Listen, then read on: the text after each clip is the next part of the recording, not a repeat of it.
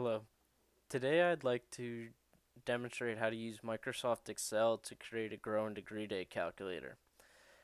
This would be useful if you have an on-site weather station or if you want to track the temperature at various locations on your property. Having a customized touch is a little more accurate than some of the online resources you may be able to find by typing in a zip code. So hopefully you find this valuable. So let me just go through what I have set up here. I have a date column, temperature where I have some high and low temperatures input for. I'm going to start with January. You can see the sheet is labeled Jan. So we have our 31 days of January, 31 high and low temperatures. And for this, we will take a look at growing degree days with base temperature 32 and growing degree days with base temperature 50. I also have down here a little summary table which could be useful for sending it to uh, someone on the course, someone else who might be interested, and it's also going to be valuable when we start linking between different sheets for the different months of the year. So we'll get to that in a little bit, but for now, let's start with calculating our average temperatures for each day. So in Excel, when we want to add a formula, we start with an equal sign. And for average, there is an average function built in, so we just search for average and we double click. We come up and it's asking for the numbers, and we just want the average between January 1st high temperature and low temperature. We'll close the parentheses and hit enter, and we find our average temperature. Now we can just drag using the box in the bottom right corner, and we can check and we see that we're still just calculating average, but this time for January 2nd.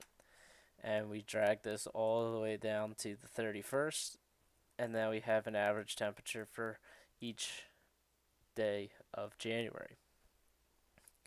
Now we'll start calculating our growing degree days. So we'll go to our growing degree days with base 32 column, equal sign. Formula for calculating growing degree days is your average temperature minus your base temperature, which for 32 would be 32 degrees Fahrenheit, and we hit enter.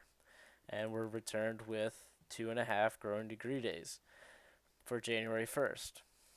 And same thing with average, we could drag that box down, and we're calculating growing degree days for January 2nd. And we go all the way down for the 31st.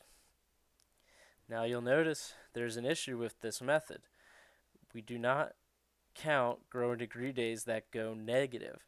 So we have some negative values here at the end of January. We could manually go through and enter zeros for these values. Or we could use a different Excel function other than just using Excel as a calculator. We can enter a function called an if function. So we enter equal sign if, we choose this first one here, and Excel tells us what we'll need. So we'll need a logical test, a value if true, and a value if false. So our logical test is if the average is greater than 0. That's our point of interest for this. So we want to know if our average is greater than 0, what value do we want Excel to return? And it would just be the average minus 32, because if this is a positive value, that's what we want for growing degree days. If it is not true, so if the average minus 32 is negative, we want Excel to return a 0. So we close the parentheses and we hit enter. So this value was initially positive, so we're not going to see a change, and we're not going to see a change until January 20th, where our initial formula calculated negative 1/2 growing degree days. So based on our if function, when I drag the formula down to the 20th of January, this negative 0.5 should turn into just a 0. And it does. So now we could drag down again, and we have a string of negative growing degree days. These should all go to 0 with our if function, and they do. And these values are positive, so they should remain unchanged. and we're good. So now when we have a negative growing degree day, we're just going to return a 0. So that's good. I'll do the same thing for growing degree days with base temperature of 50 degrees. So equal sign, if our average minus our base temperature is greater than 0, we want to see our average minus our base temperature. And if the average minus base temperature is negative, we want Excel to just enter a 0. Alright, so when January 1st, the average temperature is 34 degrees, so obviously that's going to return negative value when you subtract 50, so we should see a 0.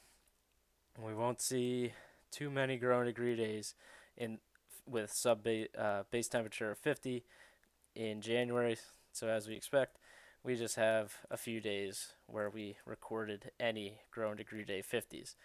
And a lot of the models you'll find for crops really won't have growing degree days with base temperature 50 starting in January for this reason. So now we want to calculate the accumulation of the growing degree days, because a lot of models are based on how many growing degree days have accumulated given a certain period of time. So you'll notice these highlighted cells at the top are accumulation. So January 1st is typically the starting point. So we have not yet accumulated any growing degree days.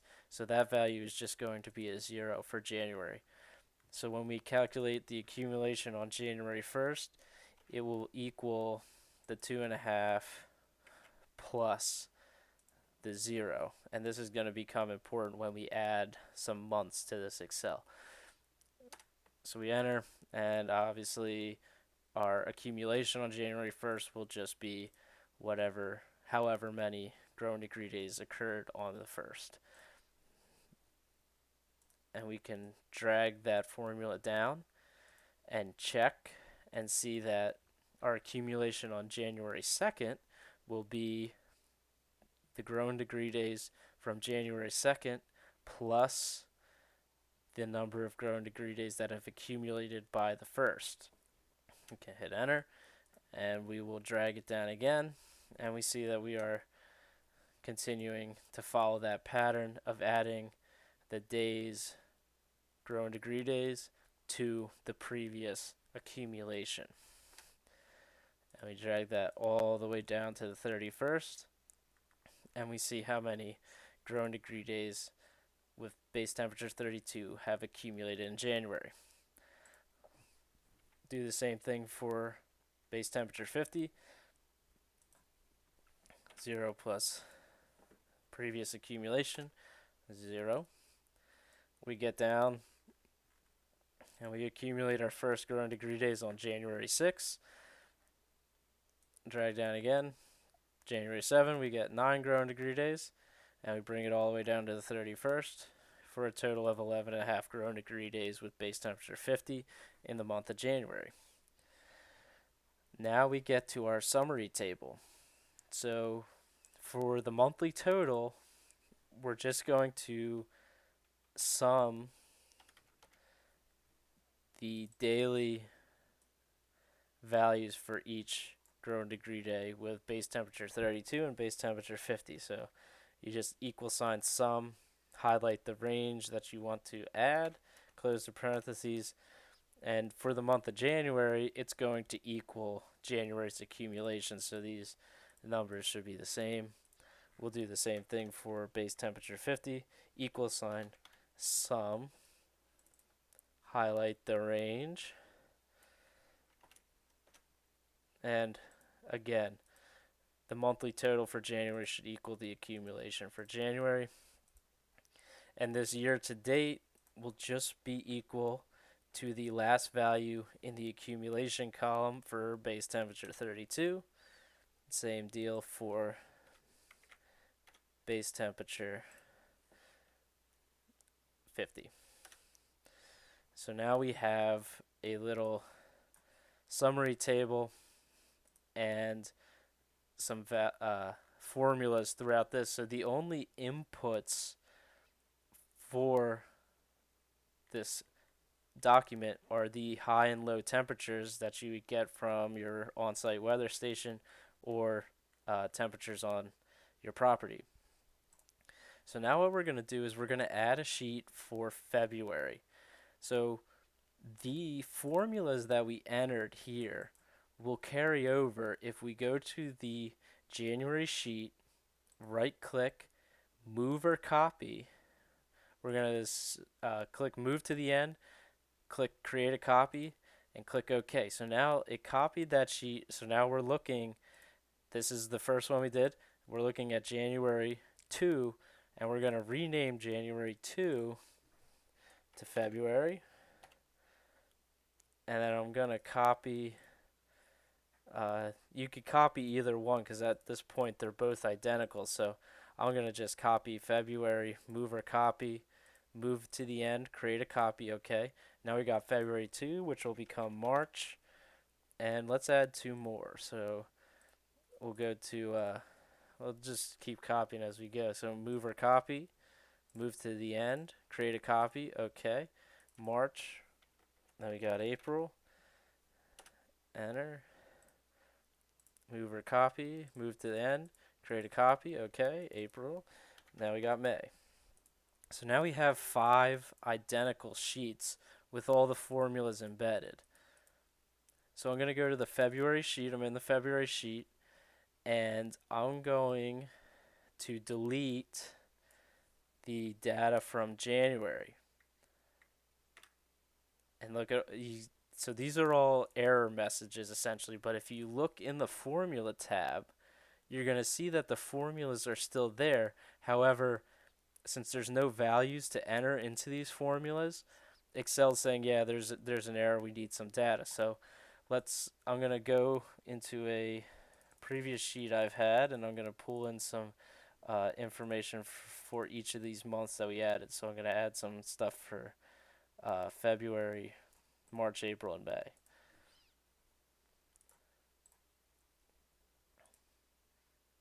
So I just copy and pasted from a different Excel document my information from February of 2022. And you see, as soon as I pasted those numbers, the formula's all filled here. Okay, and since January has 31 and February only has 28, I can just go down and just delete all of that. Now we see our summary table. We can check the monthly total. We see we're still adding the same column, and it's resulting in a monthly total that's different than January, so we know we're reading the right thing. And this year to date, remember, we had it equaling what would have been the 31st. So we changed this, and it's going to go from G33 up a few to just the 28th. We'll change that for both.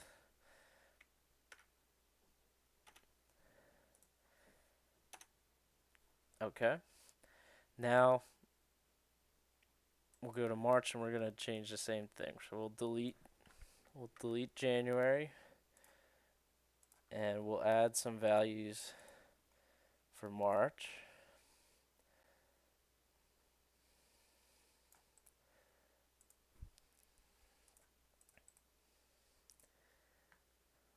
Fills out completely. We can check sum correct. So we hit enter. Again, March has 31 days, so we're back in this G33 is correct for our summary table. Check again, good. Good from the accumulation for the year-to-date value for March, and we'll just quickly do April and May.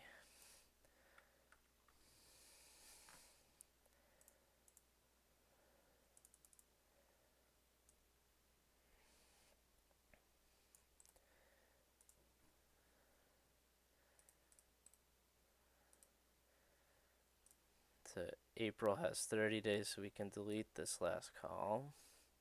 And then we're going to have to change the accumulation year to date, move it up one.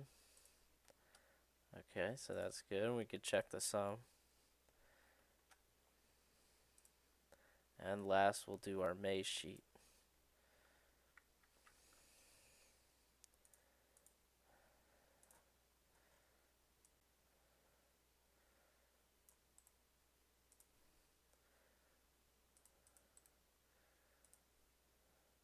And in May, we're back to 31 days. So the year to date in the summary table does not need to be changed. And the sum is all still good. All right.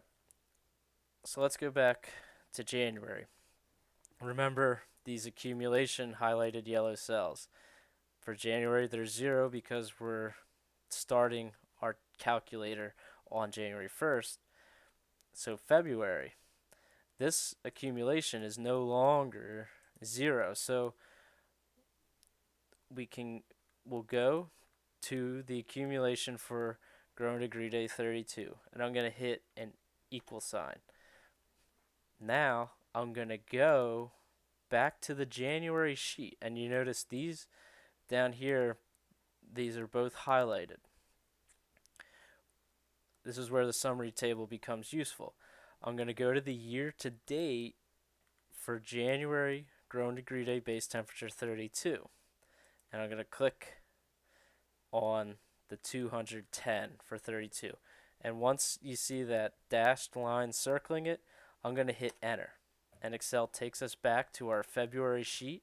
And now this highlighted yellow accumulation tab is saying January sheet G36 from the summary table. Okay? So this is filling the value from the previous sheet. And now you see our accumulation formula is still reading this highlighted yellow cell. However, it's adding the February 1st growing degree day with base temperature 32 to the accumulation that we've seen since January. All right, and we enter that down. And now all these values are accumulating over January and February. Okay. And as long as we have this on the right side, so now this is our year to date for February, and this year to date includes January and February. So to see it again, we'll go to the accumulation for growing degree day 50, and we'll hit equal sign. We'll go back to our January sheet, year to date with base temperature 50. We have the dashed circle around the 11.5. We hit enter, and now we're back, and now the accumulation from January is now included, and we have a year to date for February that includes January's growing degree days with base temperature 50. So now we can go to March. Same thing. We go to the highlighted yellow cell, equal sign, go to February, February year to date, enter. Now we're accumulating January, February, and March. Base temperature 50 for March. Go back to February. Year to date value in our summary table. Hit enter. And now this is the year to date for January, February, and March. April, same thing. We're going April equal sign back to March. Year to date, enter. Equal sign, March, year to date, enter. And lastly, we'll do May. Equal sign, back to April, year to date, enter. Equal sign, April, year to date, enter. So now we have a year to date of growing degree days, base temperature, and 32. That's all calculated with a few different formulas. You're not adding across different sheets. You don't have to go back and manually enter. And here's where what you'll do is you'll add the rest of your months, do the same thing, connect them all. And now let's see what we can do to make this repeatable across years. We go back to January. And let's just delete our high and low temperatures for January. Everything goes to 0 here. We have those error functions. Let's jump to May. And our accumulation is all in error because our January values were all deleted. It's because we're linked across all of these sheets. Now we can go and delete all the temperatures across the sheets.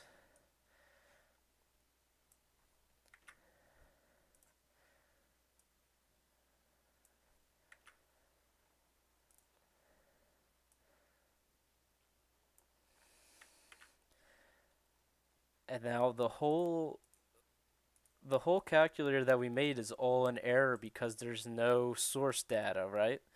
What we do now, file, save as.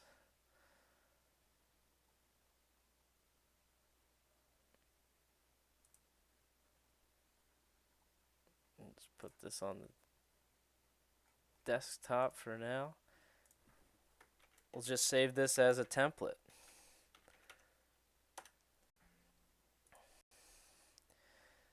And every year we can open up a fresh template and we start entering our highs and lows, and our table will immediately enter, and we have a functional calculator that will calculate growing degree date 32, growing degree date 50 automatically, and as we progress through the year, we'll have year-to-date values and monthly totals.